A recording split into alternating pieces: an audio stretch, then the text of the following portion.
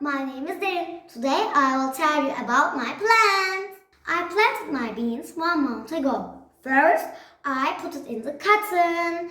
After that, I put it in the soil and it grew day by day. Here, the most important thing is to grow them in the warm. I planted the other bean, but they were in the cold, and I wait to see what will happen.